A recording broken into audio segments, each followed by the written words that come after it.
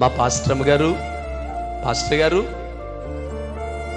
మరి మీ దగ్గర నుంచి అల్లారు ముద్దుగా గారాభముగా పెంచుకుంటున్న మీ పిల్లల్ని దూరం చేసి మీకు కాకుండా తీసుకెళ్ళిపోయాను కదా, మరి నా మీద మీకు కోపం కానీ కక్ష కానీ లేదా అని ఒకవేళ దేవుడు అడిగితే, ఈరోజు ఒక తండ్రిగా తల్లిగా మేమేమి చెప్పాలి? ఆయనతోటి మేమేం చెప్పాలి?